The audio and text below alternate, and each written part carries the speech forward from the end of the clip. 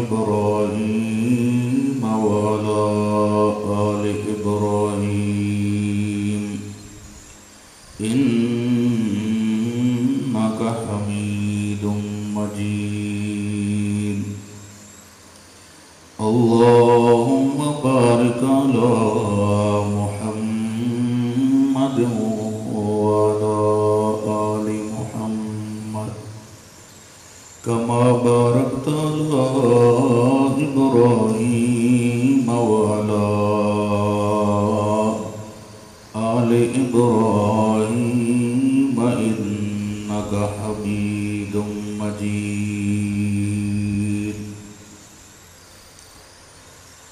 زیادہ تر اس صورت میں عورتوں کے حقوق بیان کیے جا رہے ہیں۔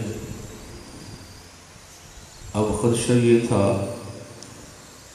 کیا عورتوں کے اتنے فضائل بڑھ چکے ہیں کہ وہ مردوں پہ بھی غالب ہیں؟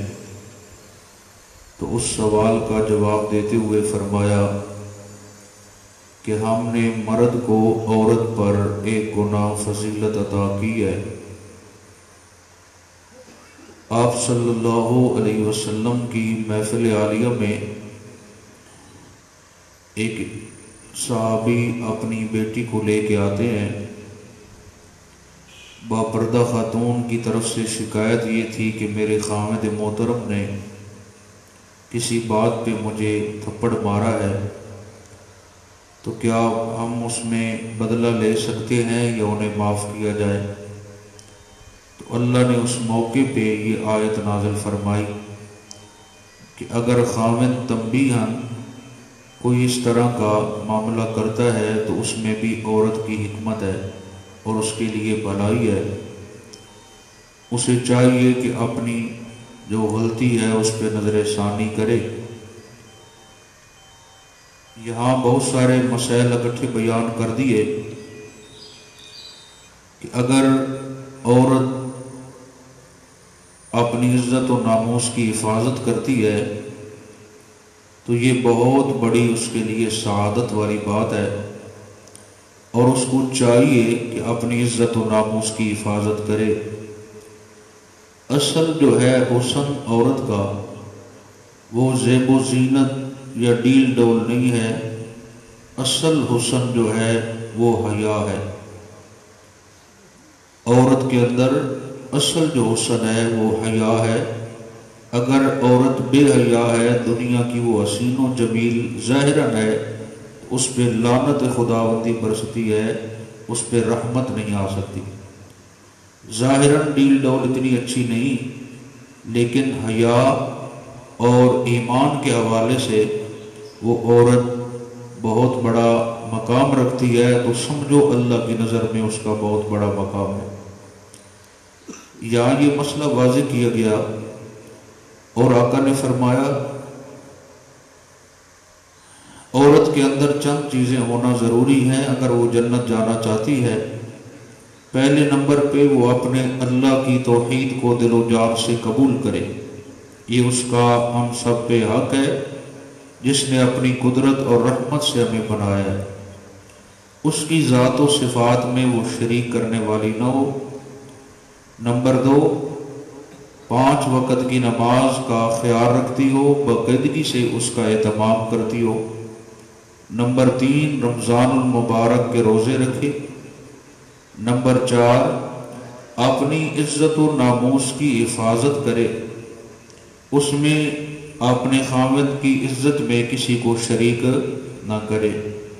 اور نمبر 5، خاوند کی ہر طرح تابعداری اور اطاعت کرنے کی کوشش کرے۔ آقا فرماتے ہیں جس عورت میں یہ خوبصورت اوصاف آ گئے، اس پہ جب موت آئے گی تو اللہ جنت کے 8 دروازے کھول کے اس کا استقبال فرمائے گا۔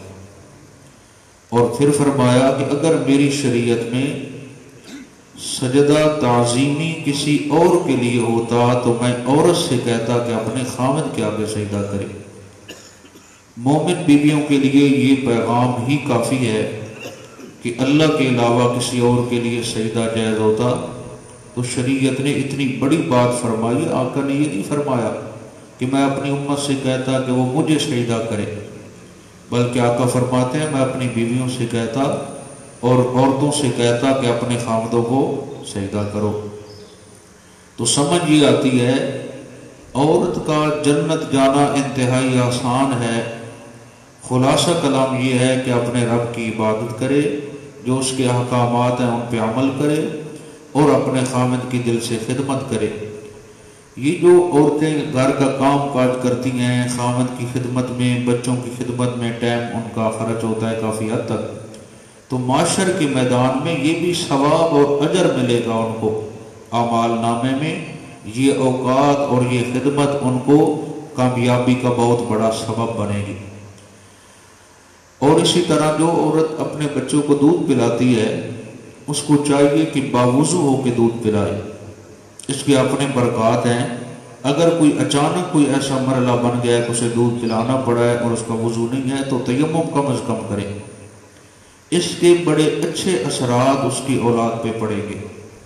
जितनी वो पाकीज़ा हो के अपने बच्चे को खुराक देगी उतना ही वो बच्चा अच्छा इंसान बन के मैदान में उतरेगा, जिससे वो दीन और दुनिया का फ़ायदा भी हासिल होगा और ख़ास तौर पे वो वालिदैन की आंखों की ठंडक भी बनेगा। जो दूध पिलाने का वक़्त होता है ये इंतहाई कबूलियत की घड़ियाँ होती हैं।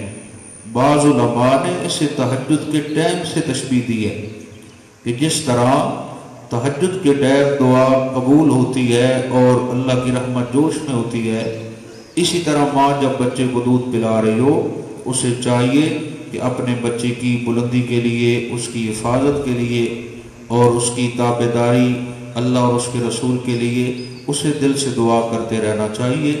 इन चीज़ों का बड़ा अमल दखल होता है। वालिदैन की दुआएं रद्द नहीं होती। आज हमारे यहाँ कुछ इस चीज़ की भी कमी है कि हम अपने बच्चों और बच्चियों को दीन की तरफ ज़्यादा राग़िब नहीं कर रहे, चूँकि बड़ी जिद्दत आ गई और यहूद व नसारा ने कहा तुम बहुत पीछे हो, जबकि ले दे कि दुनिया सब पीछे की तरफ ही आ रही है। अब जितने एटम वेटम सब कुछ थे, जितनी टेक्नोलॉजी थी सब फारिग, अब कहते हैं बावुज़ू रहो। तो आका ने तो 1450 साल पहले फरमा दिया था। इतना भाग दौड़ के बाद तुमने खुलासा जो निकाला वो मेरे नबी की एक सुन्नत की जाकर असर हुई तुम्हें। यही तो हम कह रहे थे कि दीन जो है ये नया नहीं चाहिए, वो साबिका ही चाहिए जो कि मुकम्मल हो चुका है। वालिदैन होते हैं, कोई बेवकूफ़ कहे यार बड़े अरसे से इसे अब्बा मान रहा हूँ, अब कोई नया अब्बा तलाश करो तो उसका सारा शजरा बिखर जाएगा। बाप तो एक ही अच्छा लगता है, इंसान की इज्जत नफ्स भी महफूज रहती है और शजरा और मकाम भी महफूज रहता है। जिस तरह अब एक ही चाहिए उसी तरह रब भी एक ही चाहिए। अगर रब तब्दील करेंगे तो इबादत वाला शजरा बिखर जाएगा, अब बदलेंगे तो इंसान का ज़ाती शजरा बिखर जाएगा। तो जितनी जिद्दत की तरफ हम भाग जा रहे हैं, हाफ लिबास हैं, गाने हैं, वीडियोज़ हैं और मुख्तलिफ़ किस्म की ये बकवासात हैं, ये सब यहूद व नसारा की बहुत बड़ी लंबी प्लानिंग है। इस उम्मत को इन खराफात में डालो और अल्लाह और उसके रसूल की बातों से ये जब दूर हो जाएंगे, इनके दिल स्याह हो जाएंगे, फिर जो मर्जी हम करते रहेंगे इन पे असर नहीं होगा। उम्मत की कामयाबी इसी के अंदर है कि वो अल्लाह के कुरान से जुड़े और रहमतुल लिल आलमीन सल्लल्लाहु अलैहि वसल्लम के फरामीन को समझे और उस पर अपने भी ऊपर नाफिज करे शरीयत को। और जहाँ तक हो सकता है घर में रहने वाली माएँ बहनें बेटियाँ वो शरीयत पे अमल करेंगी, अल्लाह उनके घर को जन्नत का बाग बना देगा। तो यहाँ कुछ मसले हो रहे हैं, वो मुख्तसरन समाअत फरमा लें। अल्लाह न करे अगर औरत के अंदर कोई खराबी है खामिद की खिदमत में या और मसला कोई बन चुका है तो खामिद को ये पहला शरीयत हुक्म नहीं देती कि इब्तिदाअन वो तलाक दे। पहले शरीयत कहती है कि उसे समझाए, तन्हाई में बैठ के दोनों मियां बीवी मसले को हल करें, जो एक दूसरे के अंदर खामियां हैं उनको ख़त्म करें।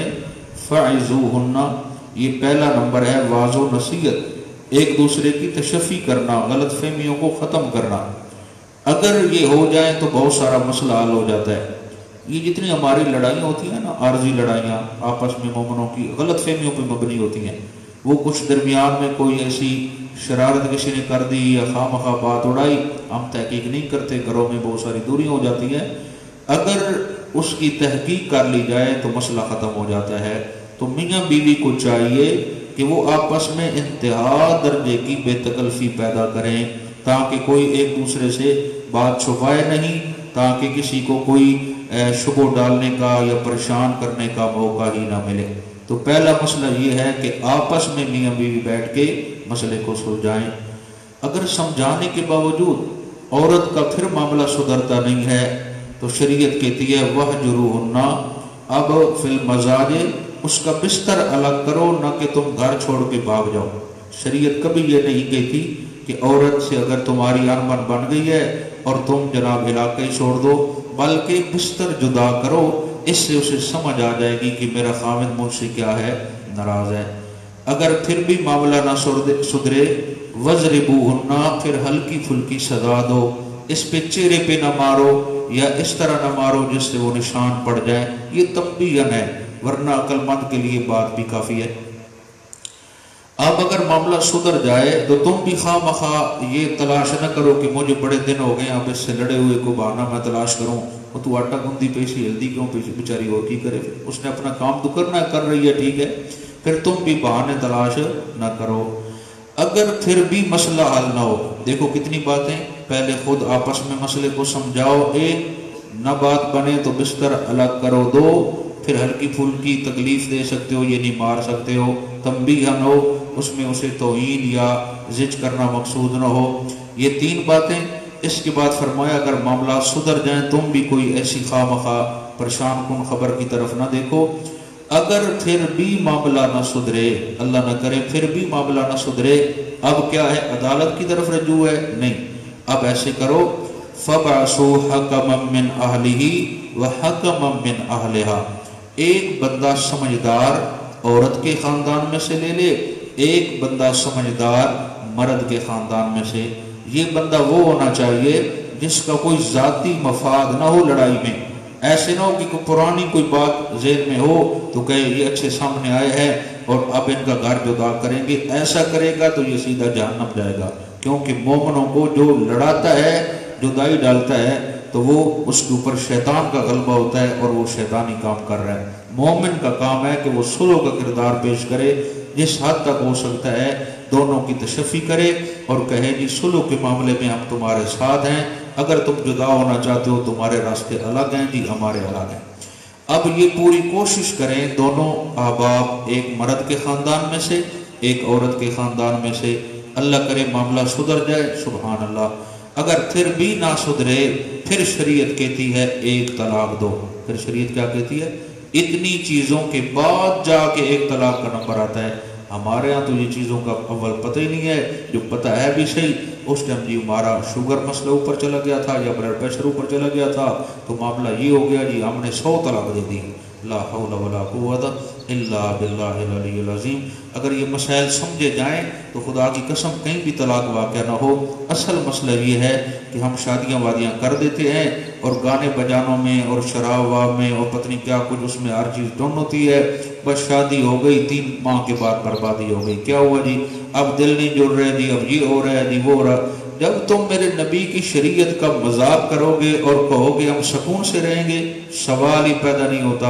اللہ کو سب سے زیادہ پیارا ہے تو اپنا محبوب رحمت للعالمین صلی اللہ علیہ وسلم پیارا ہے۔ جو اس کی شریعت کی دھجیاں بکھیرے اور سمجھے کہ میرا گھر جنت کا باغ بن جائے، وہ شیطان کا مرکز تو بن سکتا ہے، وہ رحمان کی رحمت کا مرکز نہیں بن سکتا۔ یہ ہم سب کو اس چیز میں نظر ثانی کرنی چاہیے اور اپنی اصلاح کرنی چاہیے کہ آپ خود یا اپنے جو بچے یا آگے جو معاملات آپ کے متعلق ہیں آپ ان کی شادیاں کوشش کریں آقا کی سنت کے مطابق ہوں، اور بچیوں کو کچھ نہ کچھ سبق دینا چاہیے تاکہ ان کو اچھا پیغام ملے۔ یہ نہیں ہے اللہ شریع ہو چل بھائی وہاں جا کے اس طرح تو تنگ کرنا، اسی کوئی مرد نہ گیا تو سندس ہی مڑ ساڑی آمنی بے گی، یہ سب بکواسات ہیں اور اس سے نقصان ہے۔ اگر والد صاحب یہ سمجھا دے بیٹی اب تو یہاں ہماری بیٹی تھی، اب وہی تیرے ماں باپ ہیں جہاں تجھے شادی کر کے دے رہے ہیں، بیٹا ہمارا بھی خیال رکھنا، ان کی دل سے خدمت کرنا، انشاءاللہ اللہ تجھے بہت ساری رزقیں عطا کریں گے۔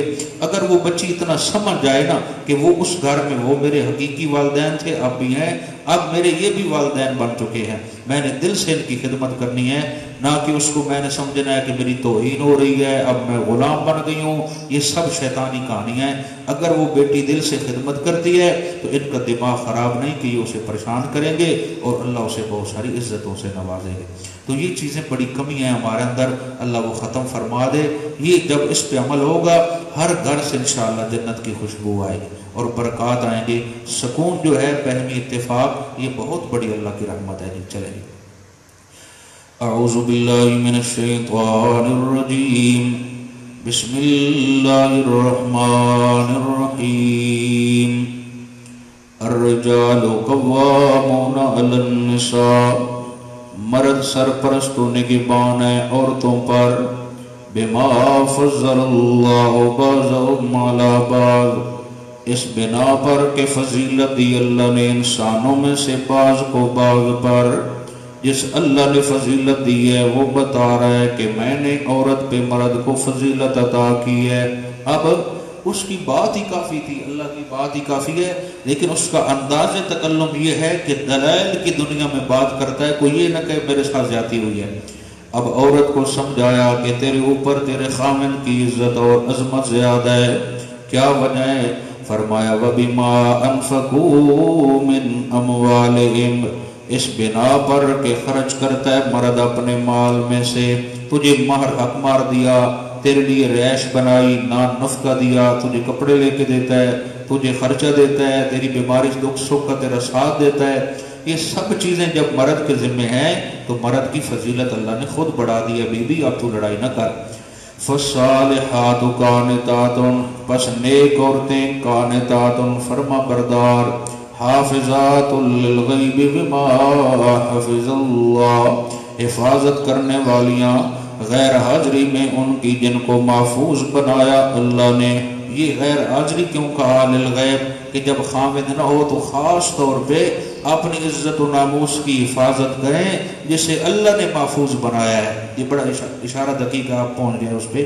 اب مسئلہ ذرا یہ سمجھیں، کیونکہ جب خامد ہوتا ہے گھر میں اس وقت تو وہ خود چوکس رہے گی نا کہ میرا خامد اس میری کوئی بری حرکت نہ دیکھے، اس کے دل میں نفرت نہ آئے، اس لیے فرمایا اس وقت بھی خیال رکھنا ہے، اور خاص طور پہ جب خامد گھر میں نہیں ہے تو پھر اور زیادہ خیال رکھنا ہے۔ مثلا اس کا کوئی دوست آ گیا ہے، فلاں صاحب ہیں، نہیں کوئی نہیں ہے جی، کدھر ہے، ہمیں کوئی پتہ نہیں جی، بہ رہی ہیں بس ادھر ملو۔ یہ نہیں ہے کہ میں ادھر مہمان خانہ کھول رہی ہوں، اب تیرے لیے چائے بنا رہی ہوں، اب آلو والے پرٹ بھی آ رہے ہیں، نو، اس کی جب خامد صاحب آئیں گے چاہے وہ سارا گھر اسے کھلا دیں یا سارا گھر اسے دے دیں، یہ مہمان نوازی اس ٹائم ہوگی جس کے ساتھ اس کی دوستی ہے، جب وہ تشریف لائے گا۔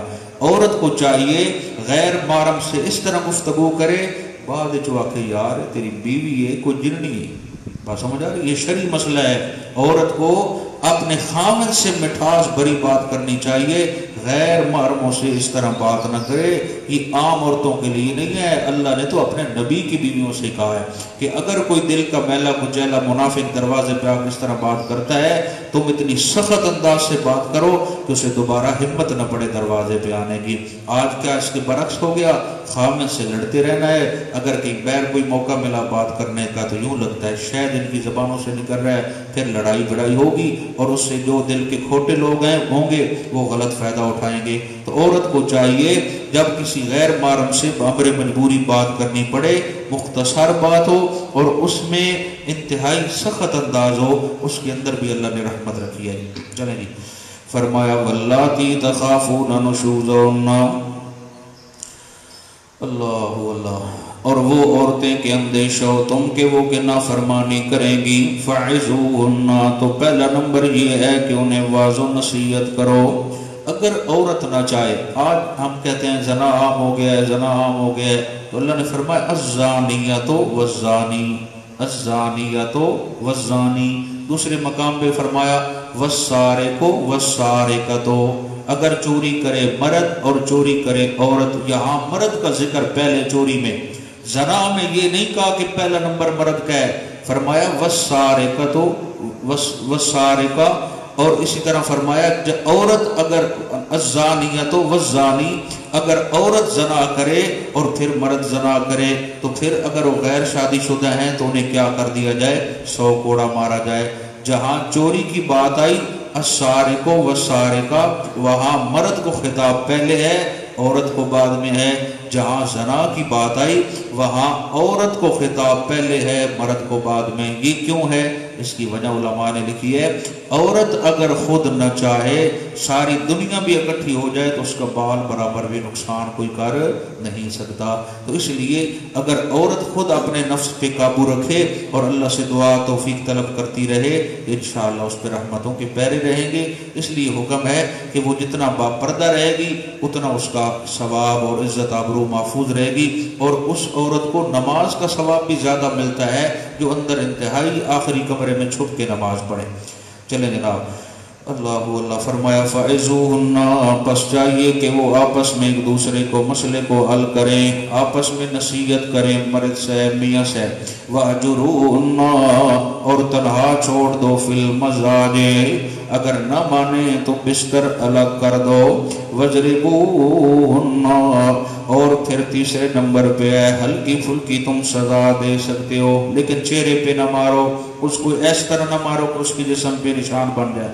فَإِنْ أَطَعْنَكُمْ فَلَا تَبْغُوا عَلَيْهِنَّ سَبِيلًا، پھر اگر کہا مانے وہ تمہارا تو تم بھی تلاش نہ کرو ان پر ظلم کا راستہ، پھر بہانے نہ بناتے رہو۔ ان اللہ کان علیٰ کبیرا، بے شک اللہ کریم سب سے اوپر بہت بڑا ہے۔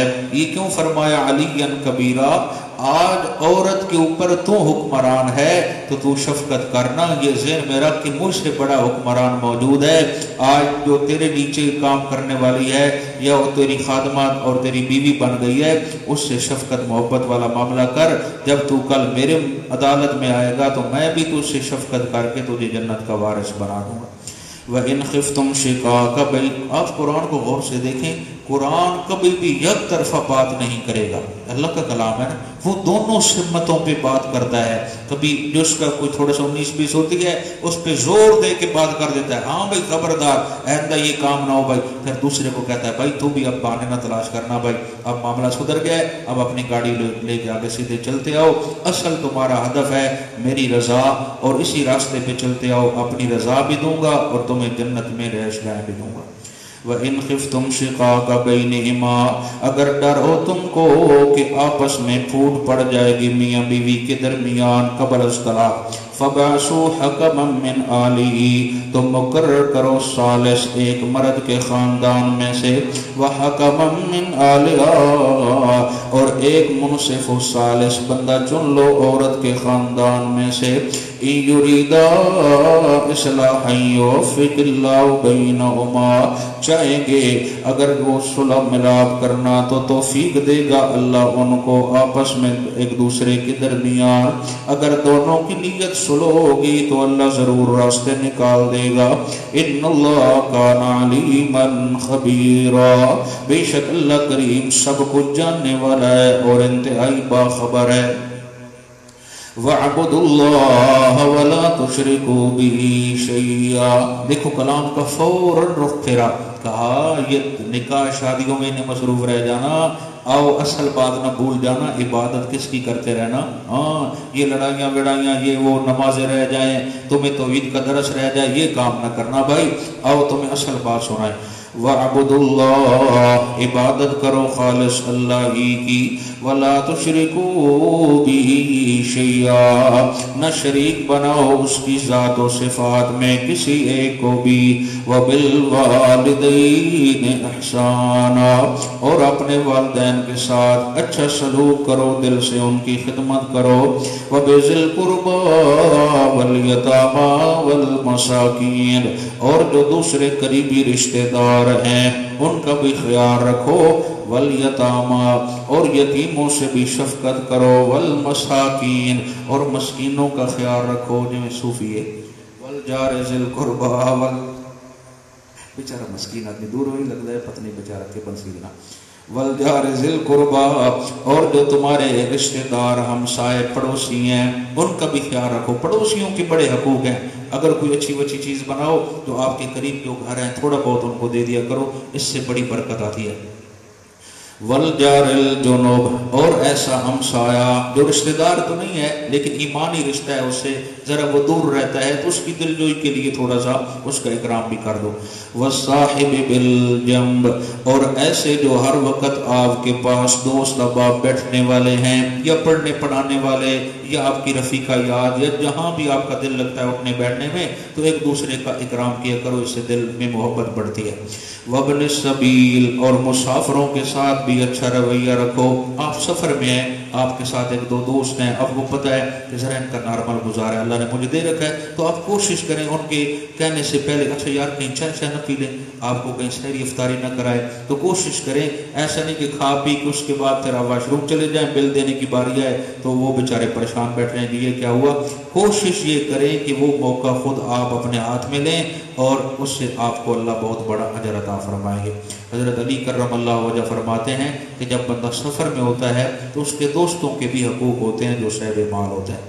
وَمَا مَلَكَتْ أَيْمَانُكُمْ، اور جو لونڈی غلام ہیں ان کے ساتھ بھی اچھا سلوک کرو۔ یار کیا کمال کی شریعت ہے، خدا کی قسم۔ جو آج لوگ کہتے ہیں اسلام تلوار سے ٹھہرا ہے، یہ قتل و غارت کا درس دیتے ہیں، خون خرابے کا درس دیتے ہیں، لا حول ولا قوت الا باللہ، یہ اسلام تو کہتا ہے ماں باپ کی خدمت بھی کر، قریبی رشتہ داروں کی بھی کر، یتیموں مسکینوں کی بھی کر، جو تیرے پڑوسی ہیں ان کی بھی کر، جو دور رہنے والے ہیں ان کی بھی کر، حتیٰ کہ جو تیری محفل میں بیٹھتے ہیں ان سے بھی اچھا رویہ اختیار کر، مسافروں سے بھی کر، حتیٰ کہ جو تیرے لونڈی غلام ہیں نوکر چاکر ان سے بھی اچھا رویہ اختیار کر۔ اللہ اکبر۔ فرمایا ان اللہ لا يحب من کان مختالا فخورا، بے شک اللہ نہیں پسند کرتا اس کو جو ہو انتہائی مختالا فخورا، جو بڑا مغرور ہو اور دل سے اپنے آپ کو بڑا سمجھنے والا ہو۔ حضرت ابن عمر فرماتے ہیں جو بندہ متکبر ہے، متکبر کی نشانی کیا ہے کہ اپنی سلوار کو ٹخنوں سے نیچے رکھتا ہے۔ وہ گشتی جا رہی، کچھ تو ایسے ہوتے ہیں چادر ایسی باندھی لمبی سی، اگر ان کو ایک بار گھر سے گزار دو تو جھاڑو دینے کی ضرورت نہیں ہے، جو کچھ ہوگا بالکل ساتھ لے کے جائیں گے۔ کچھ سلواریں ایسی پہنیں گے بالکل ایڑیاں ویڑیاں سب ڈانپی ہوئی ہوں گی، تو اللہ کے نبی صلی اللہ علیہ وسلم نے فرمایا ایسے بندوں کی جو ایڑیاں ویل للعقاب، ان کی ایڑیاں اور ٹخنوں سمیت یہ جہنم میں داخل ہوں گے، اور معاشر کے میدان میں اللہ ان کی طرف رحمت کی نظر نہیں دیکھے گا۔ اس کا کوئی یہ مطلب بھی نہ سمجھے کہ وہ گھٹنوں کے برابر اپنی سلوار لے کے آئے اور چادر کو لے کے آئے، بلکہ ٹخنے ننگے ہونے چاہیے اور اس سے ہلکی سی اوپر ہو تاکہ انسان عجوبہ بھی نہ لگے اور جو شرعی حکم ہے اس پہ پورا عمل بھی ہو سکے۔ تو یہ جو ٹخنے ڈھانپ کے رکھنے ہیں یہ کبیرہ گناہ ہے، اور اگر بندہ جان بوجھ کے سے ایسا کرتا ہے اس پہ رحمت نہیں آئے گی، اس کا مستقل احتیاط کرنی چاہیے۔ ہمارا یہ ہوتا ہے کہ ہم نماز میں خصوصی کرتے ہیں، احتیاطاً اس میں اوپر کر لیں، عام روٹین ویز بھی آپ کے ٹخنے ننگے ہونے چاہیے، یہ مردوں کا حکم ہے، عورتوں کے لیے نہیں ہے۔ عورتوں کو تھا کہ وہ ٹخنے ڈھانپ کے رکھیں، برعکس ہو گیا معاملہ، انہاں سلواریاں چھگ لیاں تو انہاں تلے پا دیتیاں، تو اس وجہ سے معاملہ خراب ہو گیا۔ آقا نے فرمایا جو مرد عورت کی مشابہت اختیار کرتا ہے اللہ کی اس پہ لعنت، اور جو عورت مرد کی مشابہت کرتی ہے اللہ کی اس پہ لعنت۔ جس کو جو اللہ نے بنایا ہے اسے وہی پہن کر رہنا چاہیے۔ اللہ اکبر۔ جو چال ہے انشاءاللہ سورۃ لقمان تک پہنچے تو پڑھیں گے، یہ انسان کو چال ڈھال میں بھی درمیانہ اختیار کرنا چاہیے، نہ بالکل سلو سلو چلے، بڑے قدم دیکھ دیکھ کے چل رہا ہے، یہ بھی متکبرانہ چال ہے۔ یہ کملے اور بھاجی نہ وگے وہ بندے سمجھن پتہ نہیں کی رولا ہے، جو درمیانہ چال ہے انسان کو چلنے میں یہ اچھا انسان کی دلیل ہے، اور آقا کی سنت مطہرہ اور جو چال کا طریقہ کار تھا وہ اسی طرح تھا۔ تھوڑی سی بات آگے آگے انشاءاللہ چلیں جی۔ فرمایا الذین یبخلون، یہی لوگ ہیں جو بخل کرتے ہیں، وَيَأْمُرُونَ النَّاسَ، اور ترغیب دیتے ہیں لوگوں کو بالبخل، بخل کی۔ اس سے علماء نے لکھا ہے کہ ایسا بخل جو انسان کا ایمان بھی ضائع کر دے، ایسا بخل، بخیل جو بندہ ہوتا ہے اس کے اندر نفاق ہوتا ہے، اصل میں جو منافق ہوگا وہ انتہا درجے کا بخیل ہوگا۔ مومن اور بخل یہ دو چیزیں ایک جگہ پہ جمع نہیں ہوتی۔ وَيَأْمُرُونَ النَّاسَ بِالْبُخْلِ، اور ترغیب دیتا ہے وہ لوگوں کو بخل کرنے کی، نہ کرو جی، نہ خرچ کرو مر جاؤ گے۔ وَيَكْتُمُونَ مَا آتَاهُمُ اللَّهُ مِنْ فَضْلِهِ، اور چھپاتے ہیں اس کو جو دیا اللہ نے اپنے فضل میں سے وَأَعْتَدْنَا لِلْكَافِرِينَ عَذَابًا مُهِينًا اور تیار کر رکھا ہے اللہ نے اس کے لیے عذاب رسوا کرنے والا. اللہ ہم سب کو بچائے. وَالَّذِينَ يُنْفِقُونَ أَمْوَالَهُمْ اور وہ لوگ جو خرچ کرتے ہیں اپنے مالوں میں سے رِئَاءَ النَّاسِ لوگوں کو دکھانے کے لیے، یعنی وہ یہ چاہتے ہیں کہ لوگ کہیں یہ بڑا اچھا بندہ ہے، بڑا سخی سرور ہے. وَلَا يُؤْمِنُونَ بِاللَّهِ اور نہیں ایمان رکھتے وہ اللہ پر، وَلَا بِالْيَوْمِ الْآخِرِ اور نہیں وہ آخرت پر ایمان رکھتے ہیں. وَمَنْ يَكُنِ الشَّيْطَانُ لَهُ قَرِينًا فَسَاءَ قَرِينًا اور وہ کہ ہو گیا شیطان اس کا ساتھی. جو ریاکاری کرتا ہے تو وہ تو شیطان کا ساتھی ہے بھائی. فَسَاءَ قَرِينًا پس وہ انتہائی اس کا برا ساتھی ہے. اللہ ہم سب کو بچائے، فقط اپنی رضائے کامل عطا کرے. وَمَاذَا عَلَيْهِمْ اور کیا بگڑ جاتا لوگوں کا. دیکھو اندازے تک لو کیا بگڑ جاتا. جس طرح سے اے تو کم کر لینا تو کیڑا پارٹ ہے جانا سی یار، تو کیوں نہیں کیتا کم، بڑا اچھا سی.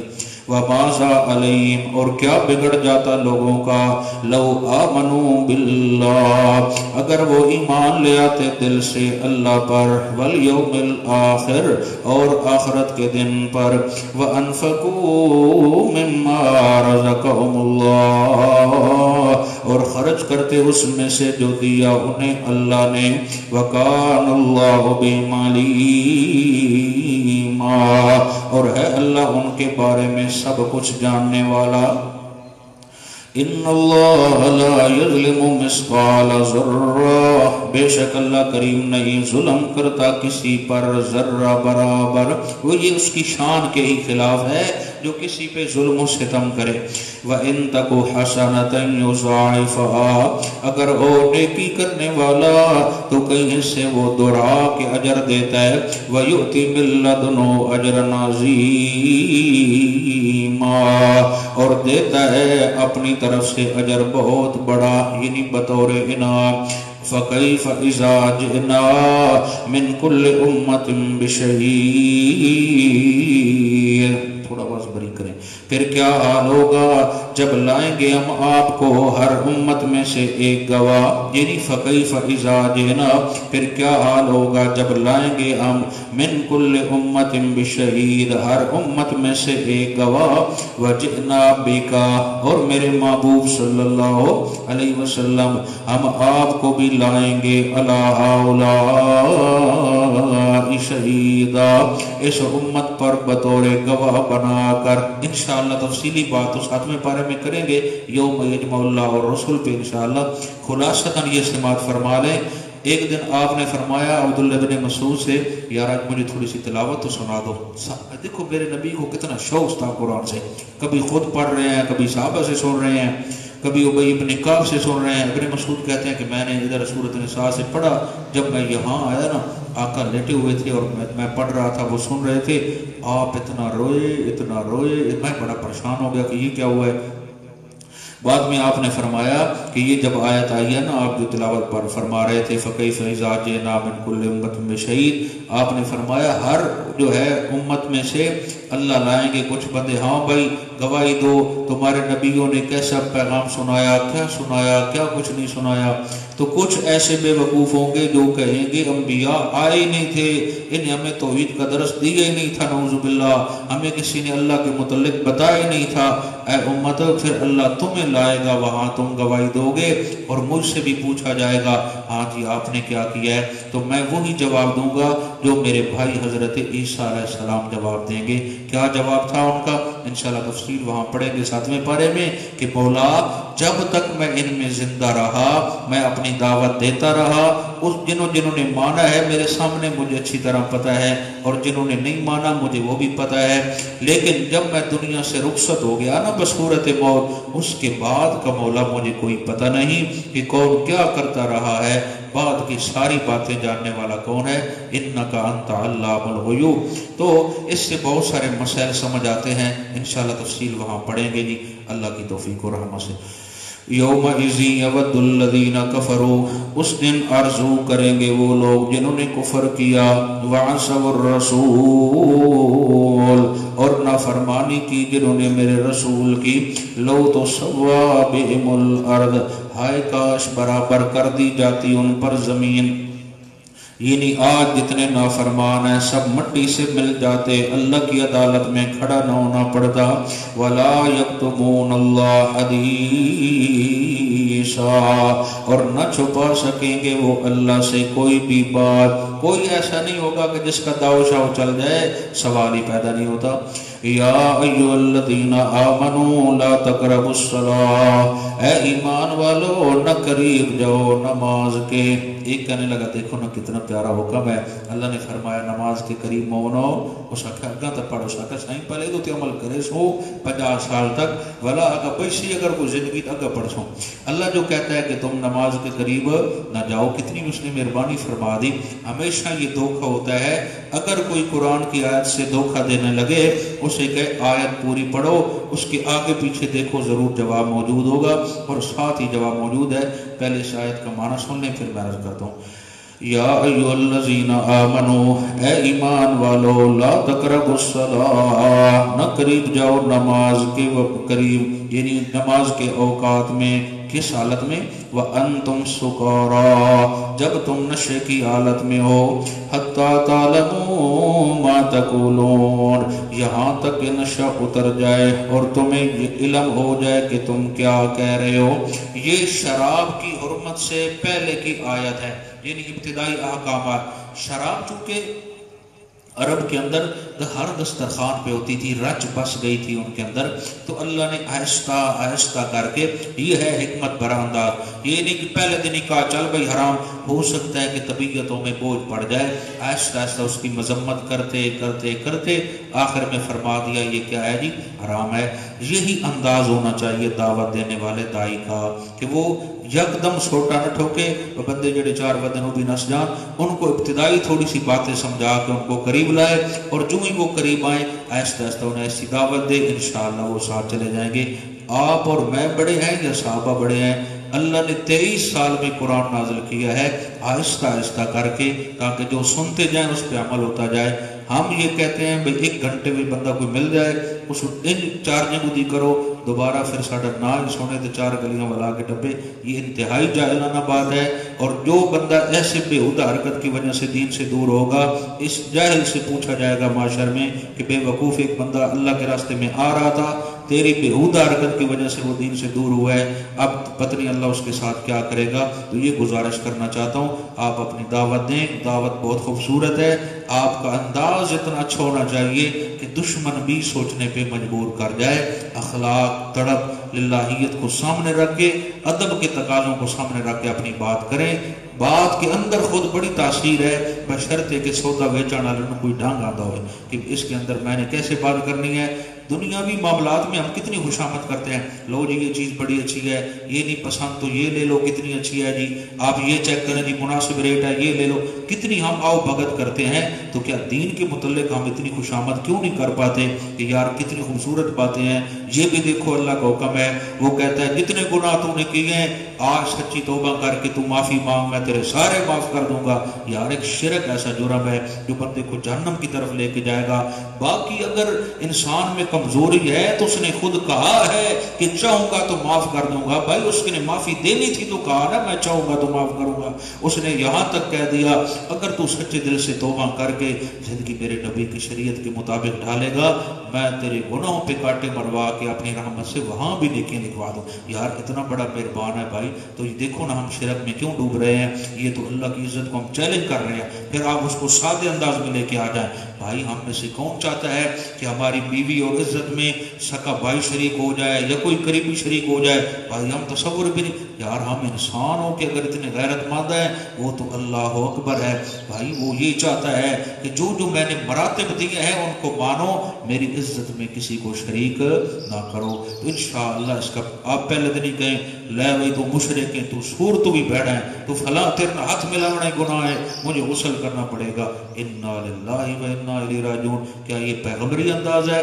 کیا یہ یہ صحابہ کا انداز ہے؟ کیا یہ اللہ والوں کا انداز ہے؟ یہ شیطانی انداز ہے، اور اس پہ لعنت خداوندی ہے۔ جو اللہ کی توحید میں رکاوٹ بن رہا ہے اس کو اپنی آخرت کی فکر کرنی چاہیے۔ خدا را ایسا انداز اختیار قطر نہ کریں جس سے مخلوق خدا نفرت کرے اللہ کی توحید سے اور آپ کی دعوت سے۔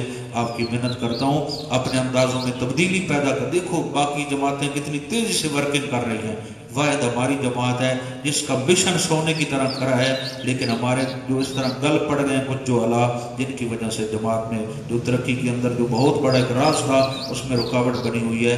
اللہ آپس میں بے اتفاق و اتحاد بھی دے اور فقط اپنی رضا کامل عطا فرمائے، اور ہم مشن کو لے کے آگے آسان انداز سے چل سکیں، جس سے ہماری جماعت اور مشن بڑھے اور ہم سب کے لیے ذخیرہ آخرت بنے۔ صحیح ہمارا سب جاگتے بیٹھو ماشاءاللہ۔ مسلم شریف میں ایک روایت ہے کہ رسول انور صلی اللہ علیہ وسلم ایک سفر میں تھے، غزوہ تبوک کا سفر تھا، پانی کی بڑی قلت تھی، ایک عورت آ رہی تھی، اس نے مشکیزیں بھرے ہوئے تھے پانی کے سواری پہ اپنے لاد کے آ رہی تھی۔ صحابہ نے پوچھا بی بی پانی کدھر سے لیا؟ کہا 24 گھنٹے کا سفر ہے جہاں سے میں پانی لے کے آ رہی ہوں، یتیم بچوں کی کفالت کرتی ہوں، یہ ان کے لیے لے کے جا رہا ہوں، کچھ دن میرا گزارا چل جائے گا، پھر سفر کروں گی، پھر یہ لے جاؤں گی۔ آپ نے فرمایا اس کو کہو کہ پانی ہمیں تھوڑا سا دے دے، ہمیں اللہ کی رحمت پہ امید ہے، اس کے پانی میں اللہ کمی نہیں آنے دے گا۔ وہ حیران ہوگی کہ یہ کیسے ہو سکتا ہے، آپ میرے مشکلوں سے پانی نکالیں اور پانی بھی ختم نہ ہو۔ انہوں نے کہا جی جو کہہ رہے ہیں یہ جب فرماتے ہیں تو اسی طرح ہو جاتا ہے، کیوں؟ یہ اپنی مرضی سے بات نہیں کرتے، یہ اللہ کے سچے رسول ہیں، اللہ ان کی مدد کرتے ہیں۔ ایسا ہی ہوا جی، آپ نے دعا فرمائی، اس کے مشکلوں سے صحابہ نے پانی بھر لیا، اس کے مشکلیں اسی طرح بھرے رہے، ایک گھونٹ برابر بھی اللہ نے فرق نہیں آنا دیا۔ اب دیکھو پانی مل گیا تھا، اس کے پانی میں فرق بھی نہیں ہوا، یہ بھی کافی تھا، چل بی بی تو چلی جا، آپ کا پانی تو ہم نے ایک گھونٹ بھی اس میں فرق نہیں آیا، آپ چلی جائے، تو وہ ذہنی طور پہ مطمئن ہو جاتی، لیکن ذہن میں رہتا کہ یہ کون تھے، کیا کیا انہوں نے، پانی اسی طرح تھا، ان کے مشکلیں بھر گئے۔ دیکھو میرے نبی رحمت کا انداز، آپ نے فرمایا صحابہ ایسے کرو، سارے تھوڑا تھوڑا نا جو جو مال ہے یہاں اس کپڑے پہ رکھو، کوئی روٹی کا ٹکڑا رکھ رہا، کوئی کھجوریں رکھ رہا، کوئی زیتون رکھ رہا، کوئی کپڑا اضافی جو ہے وہ رکھ رہا، اسی طرح بہت ساری گٹھڑی سی بن گئی۔ فرمایا یہ اس کو دے دو جو یتیم بچوں کے لیے جا رہی ہے نا پانی لے کے، لو بھائی یہ اپنا خوراک لے لینا اور یہ کپڑے شپڑے اپنے استعمال میں کر لینا۔ اب یہ ہے دعوت کا انداز، دعوت بھی ہو گئی، یہ خاموش دعوت تھی، وہاں نہیں کہا تو کلمہ پڑھ تو کافر ہے، تیرا ہم پانی نہیں پیئیں گے، یہ نہیں کریں گے، نا اپنا عمل کر دیا ہے، اس کے ساتھ اخلاقی معاملہ۔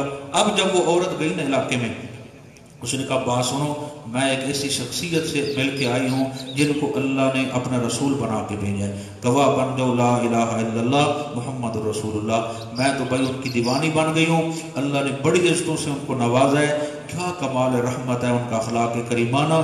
اس ایک عورت کی وجہ سے پورے علاقے کو اللہ نے ہدایت کا سبب بنا دیا۔ آپ کبھی مرزائیوں کے پاس بیٹھ کے دیکھیں، جتنا اخلاق ان کے پاس ہے، خدا کی قسم اس کا چوتھا حصہ بھی ہمیں مل جائے تو انقلاب آ جائے۔ جتنے یہ کفریت طاقتیں ہیں، انہوں نے آقا کے اخلاق سے لیا ہے جو کچھ لیا ہے، وہاں وہ ایسا انداز اختیار کریں گے، اتنی ہمدردی ظاہر کریں گے، آپ حیران ہو جائیں گے۔ اور جو وہ ہمارے اندر ہونی چاہیے تھے وہ صاف، اس کی بڑی کمی ہے یار، اللہ تعالیٰ یہ ہم سب سے ختم فرما دے۔ اللہ اکبر۔ اب اس میں ایک مسئلہ سماعت فرمائے، اگر تم نشے کی حالت میں ہو یا تم ایسی حالت سے آؤ کہ تم بیمار ہو اور تم نے غسل ضروری کرنا تھا، وہاں پانی نہیں ہے یا بیماری ہے، تو اب کیا کریں؟ تم نے مسجد سے گزرنا ہے یا نماز کا ٹائم ہے تو کیا کریں؟ فرمایا فَتَيَمَّمُوا صَعِيدًا طَيِّبًا، اب جو ہے تم پاکیزہ مٹی سے تیمم کرو گے، میں اللہ تمہیں وضو والی نماز کا ثواب عطا کروں گا۔ علماء مفسرین اکرام فرماتے ہیں سفر میں آقا تھے تو بی بی عائشہ صدیقہ رضی اللہ تعالیٰ عنہ کا ہار گم ہو گیا، ہار در حقیقت گرا، اٹھنی کے نیچے آ گیا، آقا نے پڑاؤ ڈالا تو سیدہ نے دیکھا میرا تو ہار ہی نہیں ہے، رات کا وقت تھا، فجر سے پہلے پہلے آقا جاگے کہ مدینہ کے قریب یا مدینہ پہنچ جائیں گے، وہاں نماز فجر پڑھیں گے، تو بی بی صاحبہ نے کہا یا رسول اللہ میرا تو ہار گم ہو گیا ہے۔ آپ نے فرمایا صحابہ سے ماں کا ہار تلاش کرو بھائی، آپ نے پھر سر رکھا ان کی ران پہ، پھر سو گئے۔ اب کچھ لوگ تھے جو درمیان میں منافق، انہوں نے کہا لو جی آئے دن ان کا یار گم ہو جاتا ہے، اب نماز فجر گئی، صحابہ کی بھی گئی، آقا کی بھی گئی، ابوبکر صدیق سے باتیں کرنے لگے۔ اب حضرت کو بڑا غصہ آیا، باپ تھے، آئے تو دیکھا آقا سو رہے ہیں، بی بی صاحبہ جاگ رہی ہیں، تو امی عائشہ فرماتی ہیں مجھے بابا جی نے غصے میں باتیں بھی کی اور کہا تو تیری مسٹیک کی وجہ سے دیکھو کتنا نقصان ہو رہا ہے۔ تو کہتی ہیں میں نے دل میں اللہ سے بات کی، مولا جان بوجھ کے تو ایسا نہیں ہوا، اچانک ہوا ہے اور اس میں بھی تیرا امر ہے، مولا میری وجہ سے آقا کی نماز قضا نہ ہو، لیکن جو بکواس کرنے والے ہیں وہ تو تبرہ کرتے رہیں گے۔ بس اچانک کیا ہوا، آقا جاگے تو یہ آیات بینات آ گئیں، فلم تجدوا ماء فتیمموا صعیدا طیبا، کیونکہ وہاں پانی نہ تھا اور اللہ کے نبی نے فرمایا چلو بھائی تیمم کرو اور سارے نماز فجر ادا کرو۔ اب جو اپنے پرائے سب تھے کہنے لگے ابو بکر تیرے گھرانے کی کیا بات ہے، تیری بیٹی کی وجہ سے اللہ نے پوری امت کے لیے آسانیاں پیدا فرما دی۔ کتنے یہ عظیم لوگ تھے، اللہ کی کروڑا رحمتیں ہوں ابو بکر صدیق پہ بھی، ان کے پورے گھرانے پہ بھی۔ چلے جناب فرمایا اچھا میں عرض یہ کر رہا تھا کہ شراب کی حرمت آہستہ آہستہ آئی اور آخر میں پھر 7ویں پارے میں پڑھیں گے جو کنفرم مسئلہ آ گیا کہ یہ مستقل حرام ہے بھائی، اب اس کے قریب تم نے نہیں جانا۔ فرمایا ولا جنوبا یا ایھا الذین آمنوا لا تقربوا الصلاۃ، اے ایمان والو نہ قریب جاؤ نماز کے، وانتم سکارا جب تم نشے کی حالت میں ہو، حتی تعلموا ما تقولون حتیٰ کہ نشہ اتر جائے اور تمہیں یقین ہو کہ تم کیا کہہ رہے ہو۔ یہ اشارہ ہے جو نماز پڑھنے والا ہے اسے پتہ ہونا چاہیے کہ میں نماز میں کیا کر رہا ہوں اور کیا پڑھ رہا ہوں، یعنی نماز کو سمجھنا چاہیے۔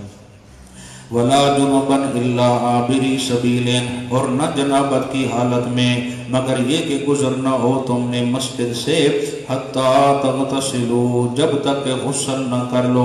مثلا ایک راستہ ہے آپ نے مسجد کے اندر سے گزرنا ہے تو پہلے غسل کرو، جسم کو پاک صاف کرو، پھر اللہ کے گھر میں سے داخل ہو جاؤ، اور آگے گزرنا بھی ہے تو وہاں سے تب گزرو، یعنی ناپاکی کی حالت میں تم اللہ کے گھر کے حدود میں داخل نہ ہو جہاں نماز پڑھی جاتی ہے۔ وَإِن كُنتُم مَرْضَىٰ، اگر ہو تم میں سے کوئی بندہ بیمار، او علی سفرین یا سفر میں ہو یعنی شرعی سفر، او جاء احد منکم من الغائط، یا آیا ہو تم میں سے کوئی رفع حاجت کر کے یعنی قضاء حاجت کی، وضو ٹوٹ گیا، او لامستم النساء، یا ہم بستری کی ہو اس نے اپنی عورت سے، فلم تجدوا ماء، پھر نہ میسر ہے اس کو پانی، فتیمموا صعیدا طیبا، تو تیمم کرے پاک مٹی سے۔ یہ تیمم کیسے کرنا ہے جی؟ فامسحوا بوجوہکم، تو مسح کرو اپنے چہروں کا، وایدیکم، اور اپنے ہاتھوں کا کونیوں سمیت۔ یہ جو تیمم ہے اس میں 3 فرائض ہیں۔ نیت کا کرنا ہے، آپ اینٹ شینٹ پہ صاف پہ ہاتھ لگاتے ہیں، پھر اسے اپنے چہرے پہ مل لیتے ہیں اور پھر کونیوں سمیت اس طرح پھیر لیتے ہیں ہاتھوں پہ، آپ کا وضو بھی ہو گیا۔ اگر غسل کی نیت تھی تو غسل ہو گیا۔ صحابہ اکرام نے جب یہ پہلی بار سنا تو حضرت عمار کے بارے میں آتا ہے انہوں نے غسل کرنا تھا، کپڑے اتار کے سارے جہاں جہاں ہاتھ لگانا تھا پورے جسم پہ ہاتھ پھیر دیا، مٹی پہ لگا کے نہیں زمین پہ، تو اس نے حضرت نے اس طرح اپنے جسم پہ پھیرا۔ بعد میں آقا کو فرمایا، آپ نے فرمایا نہیں اس طرح نہیں ہے، تیمم ایسے ہی کرنا ہے۔ تو اس سے سمجھ آتی ہے شاگرد جتنا بھی اعلیٰ کیوں نہ ہو اسے استاد کی ضرورت لازمی ہوتی ہے، اس کے اپنے برکات ہیں۔ اب اس کے اندر تیمم کی وہی صورت ہوگی، بس نیت میں سے ہوگا کہ میں وضو کر رہا ہوں یا غسل کر رہا ہوں۔ تھوڑا دل تیمم والی گل کیوں نے سنائی اور ہر جاتے نہ سنا تھا، چلو ہم چل جائیں ٹائم بڑا تھوڑا ہے۔ وہ کہتے ہیں نہیں بات سنی تھی کسی نے، بھائی یار اگر وضو کے لیے پانی نہ ہو نا غسل کے لیے تو آپ تیمم فرما لیا کریں، پوری بات نہ سن سکا کہ کہاں کرنا ہے، کیسے کرنا ہے اور کیوں کرنا ہے۔ تو رات سردی تھی، بیچارہ کوئی جاگا شاگا تو آنکھ کھل گئی تو دیکھا میں کہاں تیمم کروں، یہ تو پوچھنا بھول گیا ہوں۔ کہتا یار اچھا سامنے نا اس کو وہ چولہا سا نظر آیا، اور چول جتنے روٹیاں پک دیا جاتی مولا ہے گھر والی سمجھدار آئی، وہ سکتوی شدی موتی کر دیتی، براتی بارش اگر آوے نا تو چول خراب رہو، اس سے الٹی توی ہوتے آ کے تیمم کیتا، یہ چہرے تے ملے ساری جو کلمہ آئی یہ تو ملی بو ہوتے، وہ تو ہاتھ شتن دے مل کے مصالحہ بچا کے شروع ہو گیا بھائی یا خدا پاک پچھلے معاف کری میرے جو اس منگڑائی کی رکھا۔ یہ تو جناب بستری بڑھیا گھر والی جاگی اس ناشتہ پانی بڑھایا، اس کے کرم والے اٹھے وہ بڑے ٹائم ہوا کھڑا کو ناشتہ پانی، اس کے اگلی گل چھوڑ ناشتے کریں دے رسوں آج تہجد پڑھے تو نور ویکھ نور اس کے کور خدا دا کدی کالا ٹیٹی نور ہویا۔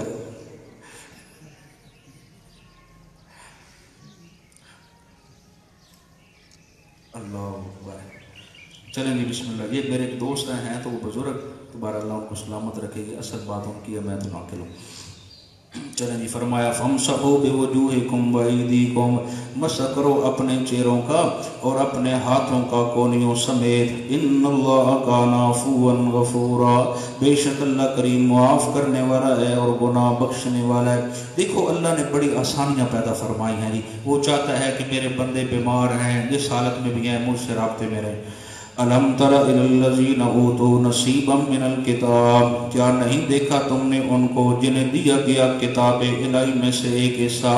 یشترون الضلالہ، وہ پسند کیا انہوں نے گمراہی کو، یعنی انہوں نے بجائے ہدایت کے گمراہی کو پسند کر لی ہے. وَيُرِيدُونَ أَن تَضِلُّوا السَّبِيلَ، اور چاہتے ہیں مومنوں کہ وہ تمہیں بھی گمراہ کر دیں سیدھے راستے سے. وَاللَّهُ أَعْلَمُ بِأَعْدَائِكُمْ، اللہ خوب جانتا ہے تمہارے دشمنوں کو. وَكَفَى بِاللَّهِ وَلِيًّا، اور کافی ہے اللہ جو ہے وہ پشت پناہی کرنے والا. وَكَفَى بِاللَّهِ نَصِيرًا، اور کافی ہے اللہ کریم مددگار، ان کے شر سے بچانے والا. من الذین ہادوا، ان میں سے جو یہودی ہیں، جو حرفون الکلم عن مواضعہ، ایسے ہیں جو بدل دیتے ہیں الفاظ کو ان کے موقع محل سے. وَيَقُولُونَ، بعض علماء نے لکھا ہے اس کا کیا مطلب ہے. یحرفون الکلم عن مواضعہ، رائنا کی بات آگے خود آ رہی ہے. اس سے مطلب یہ ہے، اور بعض علماء جس طرح تفسیر مجری والے بزرگ ہیں، قرطبی والے دیگر، وہ فرماتے ہیں کہ یہودیوں نے ایسا کیا کہ آقا کا جو نقشہ تورات میں بیان ہوا تھا نا، انہوں نے ہیرا پھیری کر دی. مثلا وہاں یہ تھا کہ درمیانہ قد تھا میرے نبی کا، نہ بہت بڑا نہ بہت چھوٹا، درمیانہ قد، آنکھیں بڑی خوبصورت موٹی موٹی، اور جو آپ کی زلف مبارک تھی وہ کنڈلی تھی، اور آپ جب چلتے تھے بڑا خوبصورت سینہ تھا، چلنے میں بڑی خوبصورتی لگتی تھی، بیٹھتے تو سب کا مرکز بن جاتے نگاہوں کا، دل کرتا کہ بندہ دیکھتا رہ جائے. جب بولتے تو ایسے لگتا کہ رس گھل گیا ہے کلام کے اندر، انہی کے سنتے رہ جائیں. تو بہرحال جو ان کی محفل میں آتا اس سے بڑی عزت ملتی اور ہر ایک بندہ بڑا خوش ہوتا. ان بے ایمانوں نے وہاں سے یہ کاٹ کے یہ کہا کہ وہ بہت لمبے قد والے ہوں گے، وہ ایسے ہوں گے، وہ ایسے ہوں گے، چونکہ جو اصل حلیہ تھا وہ تو آقا کی صورت مبارک کی تصویر بن کے آ گئے تھے، اور جن لوگوں نے اس کو اصل میں دیکھا وہ پہچان گئے. تو یہودیوں نے جو اصل کلام تھا اللہ کا اس کو ہیرا پھیری کر کے اس کو لوگوں سادہ عوام کو مطمئن کیا کہ یہ جو آخری نبی کی باتیں ہماری کتابوں میں لکھی ہوئی ہیں، نعوذ باللہ یہ وہ نہیں ہے، یہ اس کا بھی ارادہ ہے. فرمایا من الذین ہادوا یحرفون الکلم عن مواضعہ، اور ان میں سے جو یہودی ہیں ایسے ہیں جو بدل دیتے ہیں الفاظ کو ان کے موقع محل سے. وَيَقُولُونَ سَمِعْنَا وَعَصَيْنَا، اور کہتے ہیں جی ہم نے سنا لیکن ہم نے ماننا کوئی نہیں. وَاسْمَعْ غَيْرَ مُسْمَعٍ، اور ہماری سن تیری کوئی نہ سنے. نعوذ باللہ، کتنے ملعون تھے. وَرَاعِنَا، اور کہتے بھی رَاعِنَا لَيًّا بِأَلْسِنَتِهِمْ، اپنی زبانوں کو مروڑ کر، یعنی راعینا اے ہمارے چرواہے. نعوذ باللہ. وَطَعْنًا فِي الدِّينِ، اور طنز کرتے ہوئے دین حق پر کہ یہ یتیم ملا ہے نبی بنانے کے لیے، ہم بڑوں میں سے کیوں نہ نبی بن کے آیا، وغیرہ وغیرہ. وَلَوْ أَنَّهُمْ قَالُوا سَمِعْنَا، اور اگر وہ یوں کہتے جی ہم نے سن لیا، وَأَطَعْنَا، اور ہم نے جی مان لیا، وَاسْمَعْ، اور صرف سنیے، وَانْظُرْنَا لَكَانَ خَيْرًا لَهُمْ، اور ہماری طرف نظر کیجئے تو یہ بہتر ہوتا ان کے لیے، وَأَقْوَمْ، اور بڑی موقع محل کے مطابق بات ہوتی.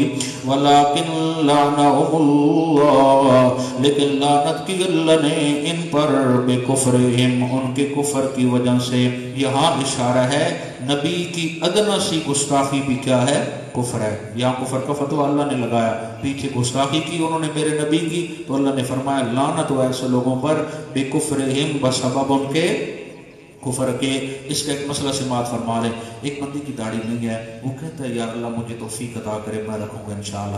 ایک بندہ داڑھی مڈانا بھول گیا، 2-4 دنوں بعد آئینہ دیکھ کے کہتا ہے اوئے ہوئے کی ہو گیا ہے، پھر داڑھی مڈا کے پھر کہتا ہے اب میرا چہرہ خوبصورت لگ رہا ہے، اب یہ دائرہ اسلام سے خارج ہو چکا ہے، اس نے میرے نبی کی سنت کا کیا بنایا ہے، مذاق۔ اگر شادی شدہ تھا پھر تجدید ایمان بھی کرے گا اور تجدید نکاح بھی کرے گا۔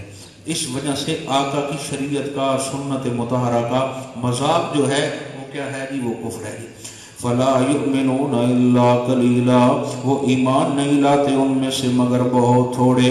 یا ایھا الذین اوتوا الکتاب، اس آیت کو ذرا دل پہ بٹھائیں۔ اے وہ لوگ جنہیں دی گئی ہے کتاب، مولوی، پیر، اہل کتاب، بما نزلنا مصدقا لما معکم من قبل، جو اتاری ہم نے کتاب جو تصدیق کرتی ہے اس کی جو تمہارے پاس پہلے سے موجود ہیں، یعنی قرآن آیا، اس نے تورات، انجیل، زبور کی تائید کی۔ من قبل ان نطمس وجوہا، پہلے اس کے کہ ہم مسخ کر دیں چہروں کو، فنردها علی ادبارها، پھیر دیں ان کو پیٹھوں کی طرف۔ توجہ چاہتا ہوں، اللہ کو غصہ دیکھیں۔ او سنو، او مولویوں، پیروں، گدی نشینوں، اگر تم میری کتاب قرآن کو نہیں مانو گے، بہتر ہے کہ پہلے پہلے اس سے میرے قرآن کو مانو، ورنہ یہ نئے نقش جو سامنے ہیں میں یہاں سے ہٹا کے پیچھے لگا دوں گا اور تمہاری شکلیں بگاڑ دوں گا۔ یہ کون سی بات پہ اللہ کو اتنا غصہ آیا ہے؟ اللہ کہتا ہے میرا قرآن آ گیا ہے، اب قرآن کو چھوڑ کے کوئی اور طرف جائے، مجھے اتنا غصہ آتا ہے کہ میں اس کی شکل وہ کیا کر دوں، تبدیل کر دوں۔ یہ تو میرے نبی کی یعنی محبت ہے اور دعاؤں کے اثرات ہیں جو شکلیں نہیں بدلتی، ورنہ پتہ نہیں کیا ہوتا۔ قرآن تو 100% صحیح کہتا ہے۔ اور بعض علماء نے لکھا قیامت کے قریب ایسا ہوگا، اللہ بطور عبرت کچھ لوگوں کی شکلیں بدلے گا کہ دیکھو یہ وہ لوگ ہیں جو منکرین قرآن ہیں۔ فرمایا ان نطمس وجوہا فنردها علی ادبارها، یہ کہ مٹا دے اللہ کریم تمہارے چہروں کو اور پھیر دے ان کو پیٹھوں کی طرف، یعنی یہ سارا کچھ جو نئے نقش سامنے ہیں پیچھے لائے۔ او نلعنہم کما لعنا اصحاب السبت، یا لعنت کرے ان پر جیسے لعنت کی تھی ہم نے اصحاب سبت، ہفتے والے دن میں جنہوں نے گستاخی کی۔ پیچھے پڑ چکے ہیں کون سا؟ جنہوں نے وہ مچھلیاں پکڑی تھی، اللہ نے کیا بنا دیا تھا؟ بندر۔ تو اللہ فرماتے ہیں یا میں چاہوں تو منکر قرآن کو بندر بنا دوں، ویسے ڈبدہ دے لیے۔ وَكَانَ أَمْرُ اللَّهِ مَفْعُولًا، اور یاد رکھو اللہ کا حکم نافذ ہو کر رہنے والا ہے۔ اب سنو بھائی، ان اللہ لا یغفر ان یشرک به، بے شک اللہ نہیں معاف کرتا، یعنی سزا دے کر بھی معاف نہیں کرے گا، ان یشرک به، یہ کہ شرک کیا جائے اس کے ساتھ، کسی چھوٹے بڑے کو شریک کیا جائے۔ ایک ہوتا ہے کھلا پولا لگنے کے بعد کہ چل بھاگ جاؤ جنت میں چلا جا، تیرے لیے اتنا کافی ہے۔ اللہ کہتا ہے شرک پہ اگر مر گیا اس کو سزا مل کے بھی کبھی معافی مل نہیں سکتی۔ جی ہے کام، اس پہ محنت کرنی چاہیے ہم سب کو۔ وَيَغْفِرُ مَا دُونَ ذَلِكَ لِمَن يَشَاءُ، اور معاف کر دیتا ہے اس کے علاوہ جس کے لیے چاہتا ہے گناہوں کو۔ وَمَن يُشْرِكْ بِاللَّهِ، اور جس نے شریک ٹھہرایا اللہ کا، فَقَدِ افْتَرَىٰ إِثْمًا عَظِيمًا، اس نے بہتان باندھا ہے بہت بڑے گناہ کا۔ 2 مرتبہ آئے گا یہ جملہ، ابھی پڑھا ہے ان اللہ لا یغفر، ایک انشاءاللہ اسی پارے میں یعنی 3 اس جب گزر جائیں گے تہائی میں جا کے وہاں پھر پڑھیں گے، وہاں تھوڑی سی بات شرک پہ ہو جائے گی انشاءاللہ۔ لیکن مسئلہ سماعت فرما لیں، اب بات چل رہی تھی عورتوں کی حقوق کی، درمیان میں شرک کی بات کیوں لے کے آئے؟ اشارہ کیا جس طرح اپنی عورت میں تم شراکت برداشت نہیں کرتے اور تمہاری غیرت جوش میں آ جاتی ہے، تو سنو میں اللہ کو بھی بڑا غصہ آتا ہے جب کوئی میرے ساتھ شریک کرتا ہے، اور روایات میں آتا ہے 7 آسمان میں دے ماروں ایسے بندے پر جو شرک کرتا ہے، لیکن کچھ میرے بندے ایسے موجود ہوتے ہیں جن کی وجہ سے میں کائنات کو رونق بخشتا ہوں۔ آج ہم جب بات کرتے ہیں تو کچھ لوگ کہتے ہیں ہمارے پاس بڑی جماعت ہے جی، بڑی تعداد ہے جی، ادھر تو چند بندے ہیں، اس جماعت کے ساتھ کیا ملنا ہے؟ ہم کہتے ہیں کھرا ایک ہی ہوگا نا، ایک بندہ ہی ہو دل سے جڑنے والا رب سے، ادھے حیا دی وجہ تو اللہ ساری کائنات میں چمکائے رکھ دے۔ اگر سارے ہی اسی طرح شرک پہ اتر آئیں، کفر پہ اتر آئیں، ایک بندہ اگر توحید خالص کو مانے، اور جس طرح آخری بندہ قیامت سے پہلے ہوگا، ایک بندے توحید والے کی وجہ سے اللہ ساری کائنات کو کھلاتے رہیں گے، اور جب وہ فوت ہو جائے گا تو پھر کیا آ جائے گی جی؟ قیامت آ جائے گی۔ تو اصل جو سجاوٹ ہے وہ اہل توحید کے ساتھ ہے، اور اسی کے ساتھ ہم سب کو جڑنا چاہیے اور اسی کی دعوت لے کے آگے پھیلنا چاہیے۔ الم تر الی الذین یزکون انفسهم، کیا نہیں دیکھا تم نے ان کو جو اپنے آپ کو پاک ظاہر کرتے ہیں؟ ایک ہوتا ہے کوئی تعریف آپ کی کرے کہ یہ اچھا بندہ ہے، یہ تو ٹھیک ہے سبحان اللہ، اس میں بھی انسان اپنے دل کو چیک کرے کہ میں کوئی زیادہ پھول تو نہیں رہا، اگر اس طرح کا مرض ہو تو اعوذ باللہ پڑھنی چاہیے۔ ایک ہے کہ خود وہ بورڈ لگوا کے پھر رہا ہے کہ مجھ جیسا پاک کوئی نہیں، مجھ جیسا عالم کوئی نہیں، مجھ جیسا مفتی کوئی نہیں، فقی کوئی نہیں، وغیرہ وغیرہ۔ یہ سب یہودیانہ انداز تھا۔ ان کو جب کہا جاتا شرم کرو، آخر نبی کا کلمہ پڑھو، کہتے جی ہم تو خود بڑوں کی اولاد ہیں، ہم بڑے صاحبزادے ہیں، یہ ہے وہ ہے۔ اب اس کا رد ہے الم تر الی الذین یزکون انفسهم، کیا نہیں دیکھا تم نے ان کو جو اپنے آپ کو پاک ظاہر کرتے ہیں؟ بل اللہ یزکی من یشاء، حالانکہ اللہ ہی پاک کرتا ہے جسے چاہتا ہے۔ ولا یظلمون فتیلا، اور نہ ظلم کیا جائے گا ان پر فتیلا، دھاگے کے برابر، ایک دھاگے جتنا بھی کسی بندے پہ ظلم نہ ہوگا۔ انظر کیف یفترون علی اللہ الکذب، دیکھو کس ڈٹھائی سے بہتان باندھتے ہیں اللہ پر جھوٹا۔ وکفا بہ اسما مبینا، اور کافی ہے یہ گناہ کھلا ہوا، یعنی جو اللہ پہ بہتان لگاتا ہے۔ کیا بہتان؟ کہ ہم بڑوں کی اولاد ہیں، اول ہم جہنم میں جائیں گے نہیں، جائیں گے تو چند دن رہ کے چلے جائیں گے۔ اس کا رد پیچھے ہم سے مات فرمایا۔ دیکھیں جناب، اللہ الم تر الی الذین اوتوا نصیبا من الکتاب، یہ یہودیوں کی بات کرا ہے۔ یہ ان میں سے کعب ابن اشرف یہودی مین لیڈر تھا۔ اس بے ایمان نے کیا کیا؟ مکے کے مشرکوں سے جا کے اتحاد کر لیا، کہنے لگا دیکھو آمنہ کے لال کا دین تم سے بہتر ہے، نعوذ باللہ من ذالک، آپ اور ہم ایک ہیں، ہم مل کے ان کا مقابلہ کریں گے۔ تو اللہ نے ان کے اندر کی خباثت سے پردہ ہٹایا کہ یہ کتنے منحوس ہیں، بجائے میرے نبی کا کلمہ پڑھنے کے یہ مشرکوں کا ساتھ دے رہے ہیں۔ اے مومنو، یہ یہود و نصارہ اور مشرک ایک ہی چیز ہیں، تمہیں اس بات پہ توجہ دینی چاہیے۔ الم تر الی الذین اوتوا نصیبا من الکتاب، کیا نہیں دیکھا تم نے ان کو جنہیں دیا گیا کچھ حصہ کتاب الہی میں سے؟ یؤمنون بالجبت، وہ ایمان رکھتے ہیں جادو ٹونے پر، معبودان باطلہ پر، والطاغوت، اور جہاں جہاں شیطان ان پہ سجدے کرواتا ہے اس کی بات مانتے ہیں۔ وَيَقُولُونَ لِلَّذِينَ كَفَرُوا، اور کہتے ہیں ان کے بارے میں جنہوں نے انکار کیا میرے نبی کی رسالت کا، مراد مشرکین مکہ ہے، ہؤلاء اہدی، کیا کہتے ہیں؟ یہ لوگ مشرک جو ہیں زیادہ ہدایت پر ہیں، من الذین آمنوا سبیلا، ان لوگوں کی نسبت جو مسلمان ہو چکے ہیں۔ نعوذ باللہ، مومنوں سے یہ مکے کے مشرک اچھے ہیں، جتھوں دا کرور ہوتا اتھائی وہاں کو سکون آتا ہے۔ اولئک الذین لعنہم اللہ، یہی لوگ ہیں جن پر لعنت کی اللہ نے۔ دیکھو اللہ کو اپنی توحید کتنی پیاری، فوراً فتویٰ لگا دیا، فرمایا شرم کرو، میرے نبی سے محبت کرنے کی بجائے، توحید سے محبت کرنے کی بجائے مشرکوں کو کہہ رہے ہو کہ وہ صحیح ہیں، لعنت کی اللہ نے ان پر۔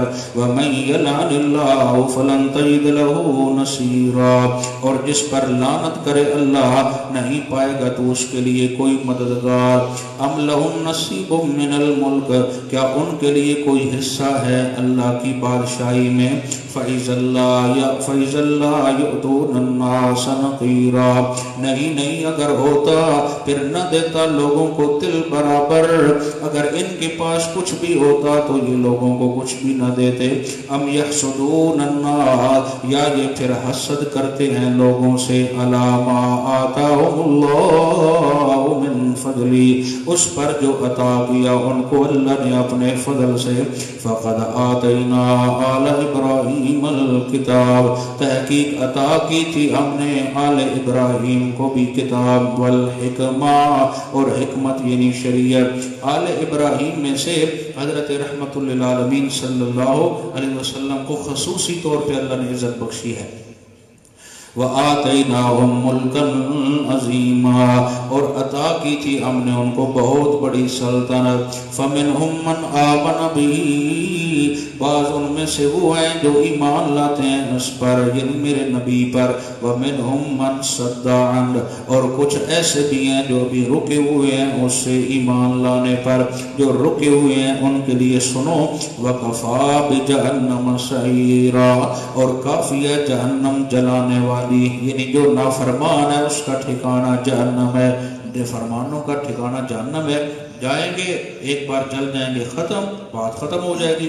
ایک بار ان کو جہنم میں ڈالا جائے گا جب کوئلہ سیاہ بن جائیں گے تو بات تو ختم ہو گئی.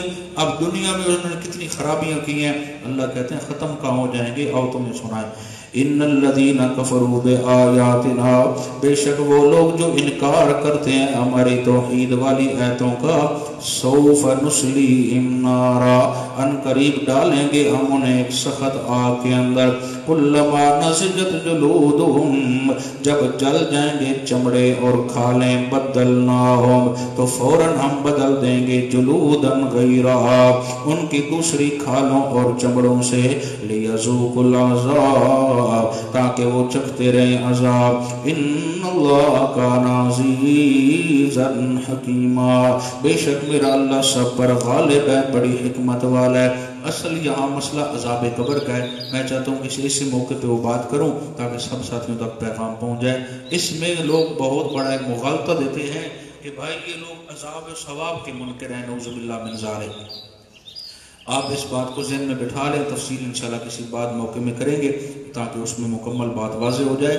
عذاب قبر بھی برحق ہے اور ثواب قبر بھی برحق ہے. اس کا مطلقاً انکار یہ کفر ہے. جو بندہ اس کا مطلقاً انکار کرتا ہے کہ عذاب قبر بھی نہیں ہے ثواب قبر بھی نہیں ہے تو اس کا شریعت سے کوئی تعلق نہیں ہے. اب مسئلہ یہ ہے کہ قبر کسے کہتے ہیں. اصل محل نزاع یہ ہے کہ قبر کسے کہتے ہیں. وہ دوست کہتے ہیں اسی گڑھے کا نام قبر ہے جس میں ہم مردے کو دفن کرتے ہیں. اصطلاح شریعت میں قبر اس جگہ کا نام ہے جہاں میت کی روح جا کے ٹھہرتی ہے. مقر المیت جہاں میت کی روح جا کے ٹھہرتی ہے اصطلاح شریعت میں قبر اس کو کہتے ہیں. اور اس گڑھے کو قبر نہیں کہتے. عرف عام میں تو اسے قبر کہتے ہیں لیکن اصطلاح شریعت میں اس گڑھے کو قبر نہیں کہتے بلکہ جہاں روح ٹھہرتی ہے اس کا نام قبر ہے. یہ کوئی ہماری ذاتی تحقیق نہیں ہے. اس کو مولانا تھانوی نے مولانا گنگوئی نے مولانا قاسم ندوی صاحب نے دیگر احباب نے سب نے لکھا اپنی کتابوں میں. اور قرآن و سنت کے اگر غور سے دیکھا جائے تو یہ بات بالکل کنفرم ہے. اس کی ایک سادہ سا مثال دینا چاہتا ہوں. اگر عذاب و ثواب اس قبر کے ساتھ منسلک ہے جہاں میت کو ہم دفن کر رہے ہیں جاگ رہے ہو جہاں میت کو دفن کر رہے ہیں اگر دفن کریں گے تو عذاب ہوگا اگر دفن نہیں کریں گے تو عذاب نہیں ہوگا. بات سمجھو. ہندو قبریں بنواتے ہیں وہ کیا کرتے ہیں جلا دیتے ہیں. جلا کے راگ گنگا رام پنی کی بلا وہ فارغ ہو گئی. اب نعوذ باللہ من ذالک ہندو تو سارے عذاب قبر سے بچ گئے. جو دعویٰ آپ نے کیا تھا کہ یہ قبر بنے گی تو عذاب ہوگا ثواب ہوگا نہ ان کی یہ قبریں بنی عذاب سے وہ بچ گئے. نوح علیہ السلام کی جو نافرمان قوم تھی اللہ نے اس کو ڈبو کے مارا. اغرقوا فادخلوا نارا ادھر اس کو غرق کیا ڈبو دیا پھر کہا ہم نے آگ میں داخل کر دیا. تو وہ آگ کدھر تھی؟ ظاہراً ان کے جسم وہاں پانی میں ڈوب رہے تھے اور ان کی روحیں جو تھی وہ سجین جہنم کے گڑھوں میں داخل ہو رہی تھی. اسی طرح فرعون اور آل فرعون کو اللہ نے پانی میں ڈبو کے مارا اور فرمایا النار یعرضون علیہا غدوا وعشیا ویوم تقوم الساعہ ادخلوا آل فرعون اشد العذاب. فرعون اور آل فرعون کو صبح و شام عذاب دیا جا رہا ہے اور جب قیامت کا دن ہوگا روح مال جسد ہم انہیں اور شدید عذاب میں داخل کریں گے. اب اس کی میت تو مصر کے عجائب گھر میں پڑی ہے. ان فرعونیوں کی قبریں بھی نہیں بنی. جس طرح دوست کہتے ہیں قبریں بنیں گی تب عذاب ثواب ہوگا. اب فرعونی بھی ان کی نہ قبریں بنی نہ ان کو عذاب ثواب ہوا. جبکہ قرآن کہتا ہے ان کو صبح شام کیا ہو رہا ہے؟ عذاب ہو رہا ہے۔ تو یہ ماننا پڑے گا کہ جہاں قبر بنے نہ بنے، جہاں اس کی روح ٹھہرے گی اسے وہاں کیا ہوگا جی؟ عذاب ہوگا۔ اچھا ہے تو علیین میں، جنت کے باغوں میں، برا ہے تو سجین میں، جہنم کے گڑھوں میں۔ اب یہاں قبر بنے نہ بنے، عذاب قبر سے بھی نہیں بچ سکتا اور ثواب قبر سے بھی نہیں۔ پھر آتا ہے کہ مومن کے لیے تا حد نگاہ وہ جنت کا باغ بن جاتا ہے۔ تو ایک قبرستان میں تو ایک مومن کا ہی باغ بنے گا، باقی سارے مردے تو فارغ ہو جائیں گے۔ یہ عقل و نقل کے خلاف ہے۔ اگر یہاں باغ بنتے ہیں یا یہاں مردہ زندہ ہوتا ہے یا وہاں کھاتا ہے، کتنی قبریں بنانے والے لوگ بناتے ہیں، ہڈیوں کے ڈھانچے تو ملتے ہیں، کبھی یہ نہیں ملا کہ وہ جنتی دودھ پی رہا تھا، شہد پی رہا تھا، ناشتہ کر رہا تھا اور فروٹ کھا رہا تھا۔ اس طرح کی قطعاً بات نہیں ہے، یہ تو عقل و نقل کے بھی خلاف ہے۔ ایک بندہ پانی میں ڈوب کے مر گیا، اس کو مچھلیاں کھا گئیں اور مچھلیوں کو مولوی کھا گئے۔ اب عذاب قبر کہاں ہو رہا ہے؟ ایک بندے کو مچھلیاں کھا گئی، مچھلیوں کو مولانا صاحب کھا گئے، اور مولانا صاحب نے وہ جو مچھلی ہے وہ کھا گئے اور اس کے پیٹ میں اب عذاب قبر ہو رہا ہے۔ تو یہ خدا را ایک شریعت کا مذاق ہے، صرف ایک بہانہ ہے لوگوں کو قرآن و سنت سے دور کرنے کا۔ لو جی یہ عذاب قبر کے منکر ہیں، یہ ثواب کے منکر ہیں، لا حول ولا قوت الا باللہ۔ ہاں اس بات کے ہم منکر ہیں کہ جو روح ایک بار بصورت موت نکل جائے، وہ نبی کی ہو یا غیر نبی کی ہو، وہ لوٹ کے واپس نہیں آتی۔ جب تک روح نہ لوٹے ادھی دال نہیں گلتی۔ اس کے اندر سارا اس کا کرتب تب چلے گا کہ روح آ گئی، مڈیروں پہ آ گئی، قبر میں آ گئی، پھر داخل ہو گئی، پھر چلی گئی، پھر آئی، پھر چلی گئی۔ تو یہ لنگر پانی بنانے کا ایک سب بہانہ ہے۔ اگر یہ کہا جائے گا کہ قرآن کہتا ہے فَيُمْسِكُ الَّتِي قَضَىٰ عَلَيْهَا الْمَوْتِ، جس پہ موت کا فیصلہ ہو جاتا ہے اس کی روح کو اللہ روک کے رکھتا ہے۔ ثُمَّ إِنَّكُمْ يَوْمَ الْقِيَامَةِ تُبْعَثُونَ، قیامت سے پہلے تم دوبارہ زندہ کر کے نہیں اٹھائے جاؤ گے۔ اگر یہ آیات سامنے آتی ہیں تو بھائی پریشان ہو جاتا ہے کہ میرا لنگر پانی بند ہے، اس لیے پھر اسی قبر پہ زور دیتا ہے۔ جہاں میت اور اس کے لواحقین اور مسلمانوں کا تذکرہ ہے یا ذکر ہے، پھر یہی قبر مراد ہوگی۔ ہم یہ قبر بنائیں گے، اس میں میت کو دفن کریں گے، اس پہ سجدہ نہیں کریں گے، اس پہ بیٹھیں گے نہیں، اس پہ پیشاب نہیں کریں گے۔ جہاں میت اور انسانیت کا تعلق ہے یہی قبر مراد ہے۔ جہاں اللہ اور مردے کا تعلق ہے پھر وہ روح سے بات کرتا ہے۔ پہلا جو وعدہ اس نے لیا تھا جسم سے لیا تھا یا روح سے لیا تھا؟ الستو بربکم، کس سے لیا تھا؟ روح سے لیا تھا۔ وہ تو بات ہی روح سے کرتا ہے، اس کا اثر جو ہے جو مخاطب وہ روح ہے۔ پہلے دن جو اس نے کہا تھا الستو بربکم، کیا میں تمہارا رب نہیں؟ سب نے کہا تھا قالوا بلا، تو ہی ہمارا رب ہے۔ اسی روح سے تو بات چل رہی ہے۔ روح اندر ڈالتا ہے، حضرت آدم کو سجدہ کروا دیتا ہے، فرشتوں کو کہتا ہے سجدہ کرو۔ جب روح نکل گئی تو بات ختم ہو گئی۔ اصل چیز انسانیت کے اندر روح ہے بھائی۔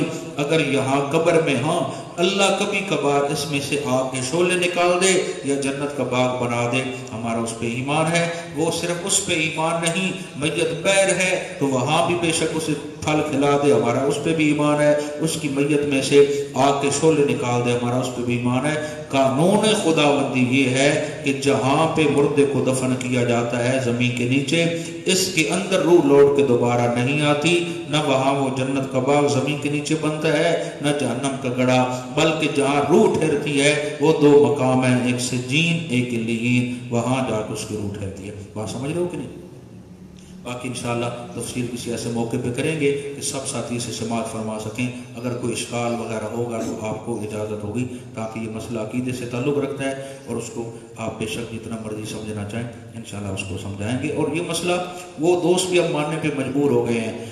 اب دیکھو اعادہ روح کا لوٹ کے آ جانا، یہ صراحتاً قرآن کے نص قطعی کے خلاف ہے۔ قرآن کہتا ہے کہ روح لوٹ کے نہیں آتی۔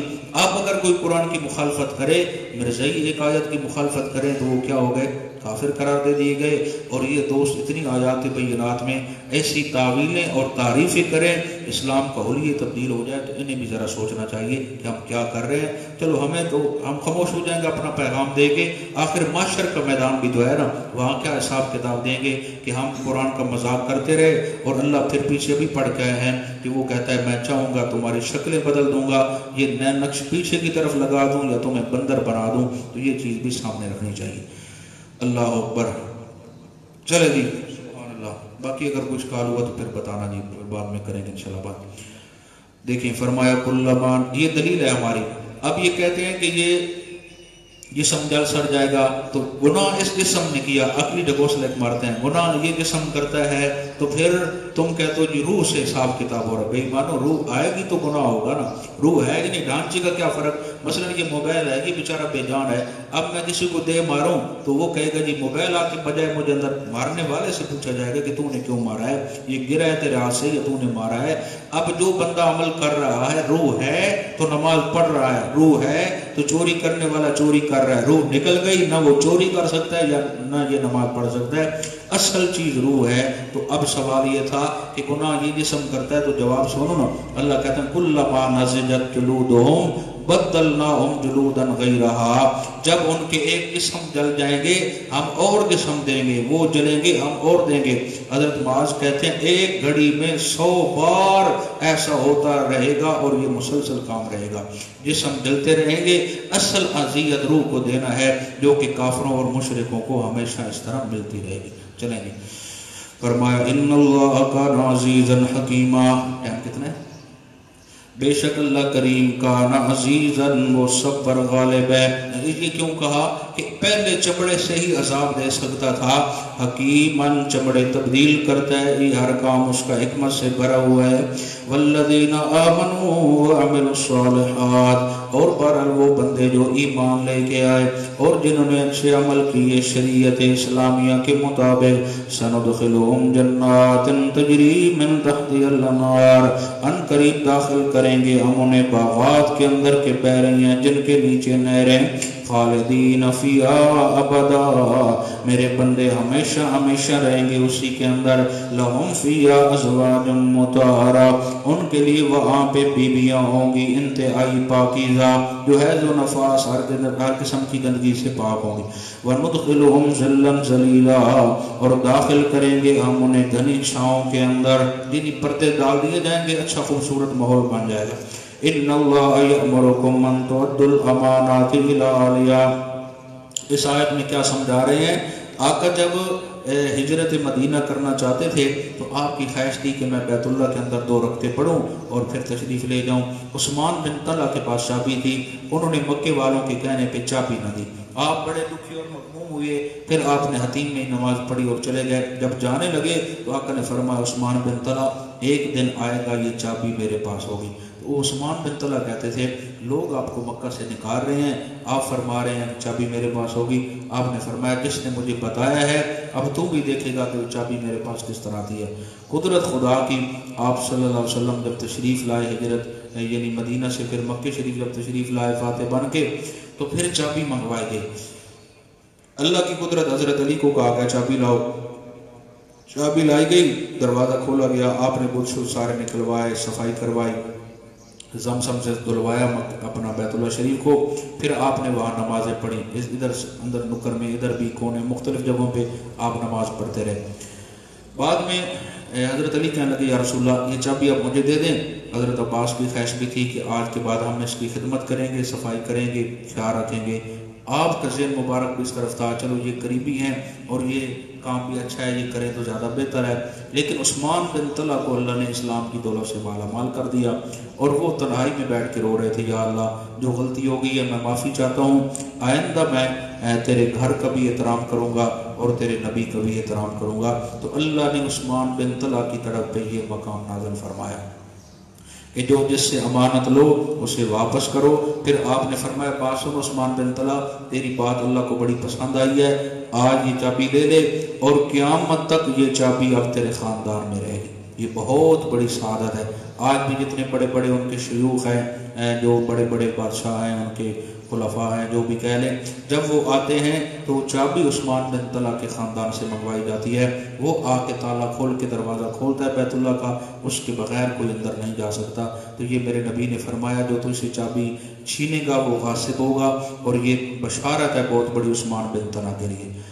अल्लाह अकबर। देखे फरमाया इन्नल्लाह यअमुरुकुम अन तुअद्दुल अमानाति इला अहलिहा, बेशक अल्लाह हुक्म देता है तुमको कि सपुर्द कर दो अमानतें उनके अहल की तरफ।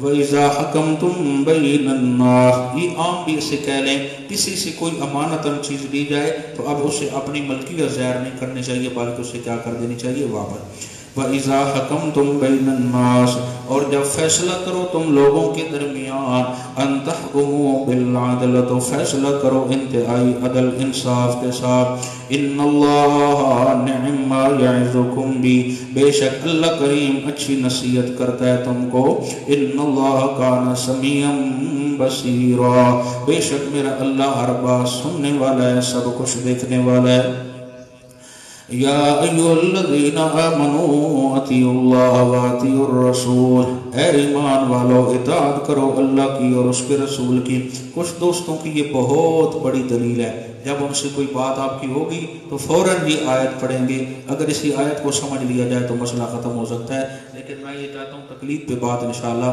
وَمَن يُشَاقِقِ الرَّسُولِ پہ جا کے کریں گے وہاں اجماع صحابہ کیسے حجت ہے اور تقلید کا شرعی مسئلہ کیا ہے انشاءاللہ بالترتیب بات ہوگی یا ایھا الذین آمنوا اطیعوا اللہ اے ایمان والو اطاعت کرو اللہ کی ایک واطیعوا الرسول اور اطاعت کرو میرے رسول کی کتنے ہو گئے دو واولی الامر منکم اور جو تم میں سے امراء خلفاء ہیں جو تمہارے امیر ہیں ان کی بھی تابعداری کرو یہاں کتنی چیزوں کا حکم ہے تین چیزوں کا تم تو کہتے ہو ہمارے دو اصول اطیع اللہ و اطیع الرسول تو دلیل میں آیت وہ پیش کرتے ہو جس میں اصول ہی تین بیان کیے گئے ہیں اللہ کی بھی مانو اللہ کے رسول کی بھی مانو اور جو تمہارے امراء خلفاء ہیں ابن مسعود کہتے ہیں اس سے خلیفۃ المسلمین مراد ہیں اور حضرت ابن عباس بھی یہی کہتے ہیں تو یہ صحابہ کی طرف اشارہ ہے اور جو تمہارے امام ہیں ان کی بات بھی مانو اب ذرا دیکھو فَإِن تَنَازَعْتُمْ فِي شَيْءٍ پھر اگر جھگڑو تم کسی معاملے میں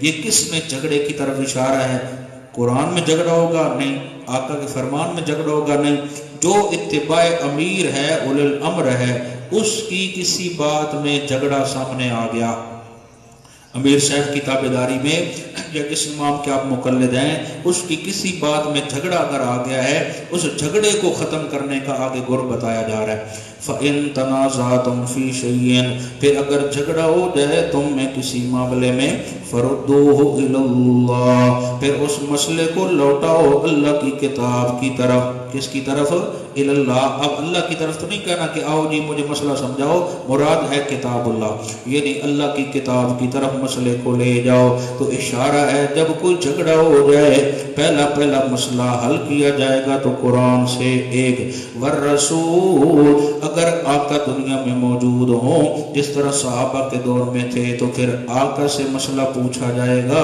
یا ان کی سنت سے پوچھا جائے گا ان کی فرامین ان کی شریعت سے کہ آقا نے کیا فرمایا تھا اس سے سمجھ یہ آئی کہ اتباع امیر بھی ضروری ہے اور تقلید صحابہ کی اماموں کی بھی ضروری ہے لیکن فرق اتنا سا ہے اگر کوئی جھگڑا کسی مسئلے میں آتا ہے تو اس کو چیک کریں گے یا قرآن سے یا آقا کے سچے فرمان سے بات سمجھ رہے ہو کہ نہیں اگر مطلقاً کسی اور کی تقلید کفر ہوتی تو نعوذ باللہ قرآن اس کا مستقل رد کرتا جبکہ قرآن خود ان کی تقلید کرنے کا حکم دے رہا ہے ان کنتم تؤمنون باللہ والیوم الاخر اگر واقعی تم ایمان رکھتے ہو اللہ پر اور آخرت کے دن پر ذالک خیر و احسن تأویلا یہی طریقہ کار بہتر ہے اور بہت اچھا ہے نتیجے کے اعتبار سے آگے پڑھیں یا دعا کریں چپ بیٹھے ہو پتہ نہیں گرمی بڑی بیٹھی نہیں چلو پھر شام میں پڑھیں گے آگے ایک مسئلہ نہیں آ رہا ہے فلا وربک لا یؤمنون